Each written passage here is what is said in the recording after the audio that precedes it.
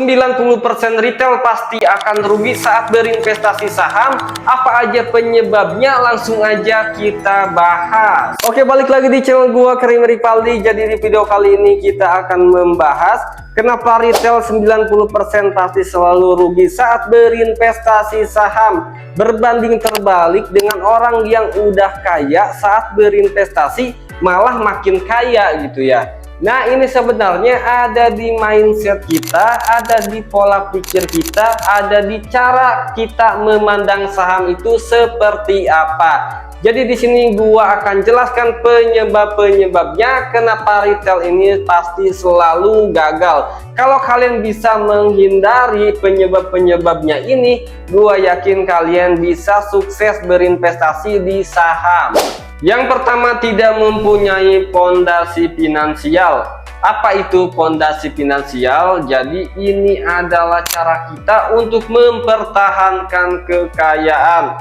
Kebanyakan orang yang udah kaya, yang mindsetnya itu orang kaya, mempunyai satu hal ini agar mereka itu tidak balik lagi jatuh miskin. Tapi para retail ini mereka itu tidak melakukan yang namanya dipensi finansial atau pondasi finansial ini. Mereka langsung melangkah jauh, mereka pengennya langsung investasi aja, cacing-cacing naga-naga seperti Andri Hakim.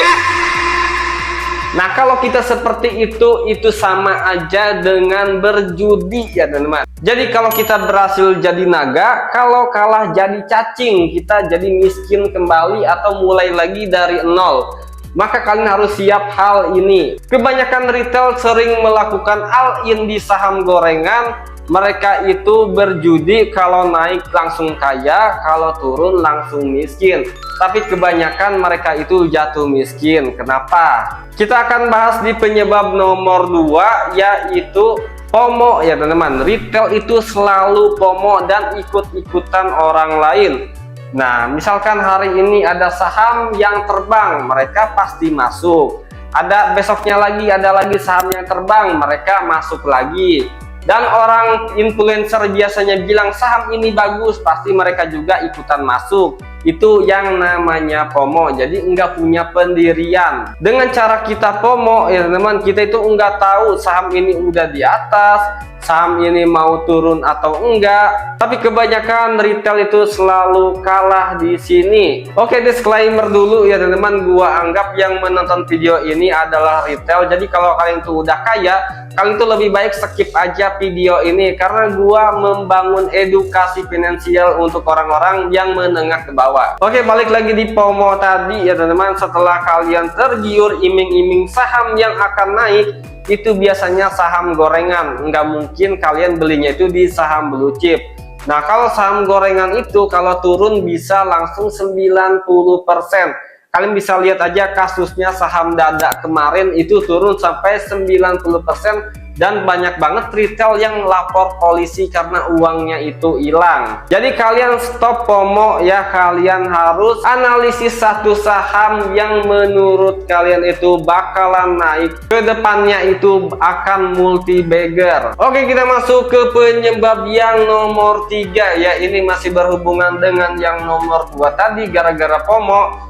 Penyebab nomor 3, kita selalu diguyur bandar. Jadi retail itu kebanyakan diguyur. Bandar keluar, retail masuk. Alhasil kena guyur. Kenapa seperti itu? Di sini gua akan jelasin ya teman-teman.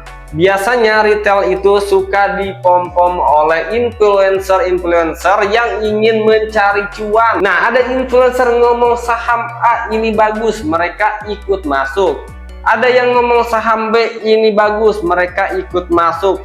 Alhasil yang ngepom-pom ini keluar, mereka masuk, saham itu akan turun karena dana retail itu nggak bisa mencukupi atau nggak bisa mengimbangi bandar yang udah masuk tadi. Makanya di sini retail sering kena guyur. Kemudian ada lagi ya yang namanya korporasi. Biasanya retail itu sering mencari saham yang korporasi. Sebenarnya saham ini itu ada dua kemungkinan. Yang pertama kita akan terbang, yang kedua kita akan diguyur.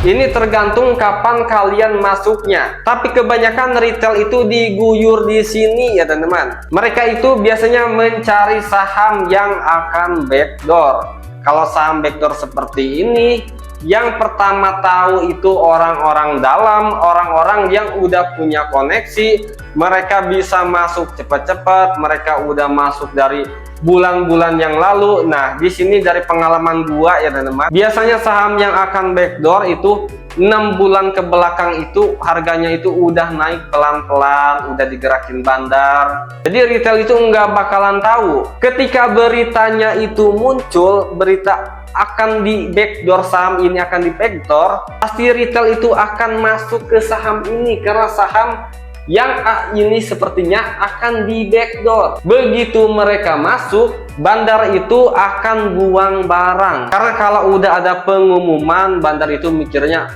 saham ini bakal banyak yang beli. Ini adalah kesempatan gua untuk keluar, kata bandar. Tapi kata retail, ini saham udah ada berita backdoor pasti akan multi bagger. Si retail masuk nih, si bandar keluar. Alhasil kena guyur lagi. Kenapa kena guyur? Karena uang bandar itu lebih besar daripada uang retail. Sebenarnya kalau kasus seperti ini ya, kalian itu bisa yang namanya beli di bawah atau APGD down. Tapi kebanyakan retail itu udah all in, mereka itu nggak bisa serok bawah. Biasanya kalau udah ada pengumuman saham itu akan turun tajam tapi akan balik lagi. Akan berbalik arah lagi biasanya kalau udah dimainkan oleh pengendali yang baru. Tapi karena mereka itu nggak punya uang untuk serok di bawah, alhasil mereka itu dapat EPGD pucuk.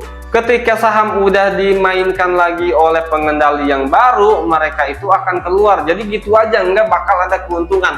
Atau enggak mereka udah di bawah, mereka cut loss dan kehilangan sebagian uangnya. Oke, kita masuk ke penyebab yang terakhir ya teman-teman. Penyebab yang terakhir ini trauma atau takut masuk saham lagi dan menganggap saham adalah judi ya, atau menganggap saham adalah penipuan. Nah, seperti yang udah gua jelaskan tadi kan, retail ini sering kena guyur kalau udah dimandiin bandar. Mereka itu biasanya takut untuk investasi saham lagi karena ada yang ruginya itu sampai 90%. Kalau udah 90%, uang kita 100 juta itu tinggal nyisa 10 juta lagi, atau uang kita cuman 10 juta tinggal nyisa 1 juta lagi. Kita cari uang 100 juta aja misalkan udah 5 tahun, jadi hilangnya itu cuman sebentar, cuman 1 minggu bisa hilang. Di sini yang menyebabkan orang berpikir 2 kali untuk masuk ke saham lagi. Tapi kalau orang kaya ya, mereka itu kan pakainya uang dingin.